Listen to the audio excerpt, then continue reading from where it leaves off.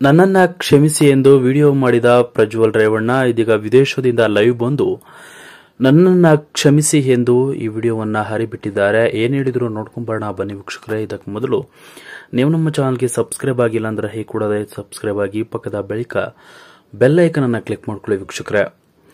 ಒಂದು ತಿಂಗಳ ಬಳಿಕ ಪ್ರಜ್ವಲ್ ರೇವಣ್ಣ ಪ್ರತ್ಯಕ್ಷರಾಗಿದ್ದಾರೆ. ವಿದೇಶದಲ್ಲಿ ಅಡಗಿ ಕೂತಿರುವ ಪ್ರಜ್ವಲ್ ಮೇ 31ಕ್ಕೆ ಎಸ್ಐಟಿ ತನಿಖೆಗೆ ಬರುವುದಾಗಿ ಖುದ್ದು ವಿಡಿಯೋ ರಿಲೀಸ್ ಮಾಡಿ ಹೇಳಿಕೆಯನ್ನ ನೀಡಿದ್ದಾರೆ. ಇನ್ನು ಪ್ರಕರಣ ಸಂಬಂಧ ಮಾತನಾಡುತ್ತಾ ರಾಜ್ಯದ ಹಾಗೂ ಜೆಡಿಎಸ್ ಕಾರ್ಯಕರ್ತರ ಕ್ಷಮೆ ಯಾಚಿಸಿದ್ದಾರೆ. ನನ್ನ ರಾಜಕೀಯ ಬೆಳವಣಿಗೆ ಸಹಿಸಲಾಗದೆ ಕೆಲ ಶಕ್ತಿಗಳು ನನ್ನ ವಿರುದ್ಧ ಈ ರೀತಿ ಪಿತೂರಿ ಮಾಡಿದ್ದಾರೆ. ಹೀಗಾಗಿ ಎಲ್ಲರ ಕ್ಷಮೆ ಕೇಳುವೆ ಎಂದಿದ್ದಾರೆ.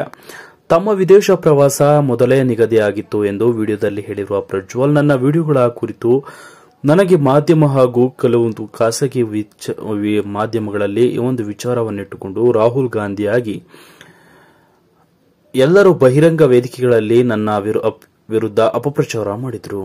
ಈ ಎಲ್ಲ ಬೆಳವಣಿಗೆಯಿಂದ ನಾನು ಖಿನ್ನತೆಗೊಳಗಾಗಿದ್ದೆ. ಇದೇ ಕಾರಣದಿಂದ ನಾನು ಎಲ್ಲರಿಂದಲೂ ದೂರ ಉಳಿದಿದ್ದೆ. ನನ್ನ ನಡವಳಿಕೆಗೆ ನಾನು ಕ್ಷಮೆ ಯಾಚಿಸುತ್ತೇನೆ ಎಂದು ಪ್ರಜ್ವಲ್ ರೇವಣ್ಣ ವಿಡಿಯೋದಲ್ಲಿ ಹೇಳಿದ್ದಾರೆ. ಪ್ರಜ್ವಲ್ ರೇವಣ್ಣ ವಿಡಿಯೋ ಮಾಡಿರುವ ಒಂದು ಪ್ರಕರಣದಲ್ಲಿ ಇದೀಗ ಎಲ್ಲೋ ಒಂದು ಕಡೆ ಮತ್ತೊಮ್ಮೆ ಪ್ರಜ್ವಲ್ ಬರ್ತಾರೆ ಎಂಬುದು ನಂಬಿಕೆ ಇದೆಯೋ ಇಲ್ವೋ ಗೊತ್ತಿಲ್ಲ. ಎಸ್ಐಟಿ ಮುಂದೆ ಹಾಜರಾಗ್ತೇನೆ 31ಕ್ಕೆ ಎಂದು ಪ್ರಜ್ವಲ್ ಸ್ವತಃ ಖುದ್ದಾಗಿ ಹೇಳಿದ್ದಾರೆ.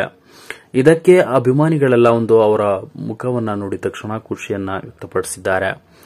ಹಾಗೆ ಒಂದು ವಿಚಾರಿಕೆಯಲ್ಲಿ ನಾನು ಎಸ್ಐಟಿ ಮುಂದೆ ಇದ್ದು ಒಂದು ವಿಚಾರಣೆಯಲ್ಲಿ ನಾನು ಭಾಗಿಯಾಗ್ತೇನೆ ಎಂದು ಸ್ವತಃ ಪ್ರಜ್ವಲ್ ರೇವಣ್ಣ ಅವರೇ ಹೇಳಿದ್ದಾರೆ. ನೋಡೋಣ, ಪ್ರಜ್ವಲ್ ರೇವಣ್ಣ ಅವರು ಬಂದು 31ನೇ ತಾರೀಕು ಬರ್ತಾರೆ. ಬಂದ ನಂತರ ಎಸ್ಐಟಿಗೆ ಹಾಜರಾಗಿ ತನಿಖೆಯಲ್ಲಿ ಏನ್ ಮಾಹಿತಿ ಕೊಡ್ತಾರೆ ಎಂಬುದನ್ನು ಕಾದು ನೋಡಬೇಕಾಗಿದೆ ವೀಕ್ಷಕರೇ. ಅಲ್ಲಿವರೆಗೂ ನೋಡ್ತಾ ಇರಿ ಅಂತ ಹೇಳ್ತಾ ವಿಡಿಯೋ ಮುಗಿಸ್ತಾ ಇದ್ದೀನಿ. Thank you.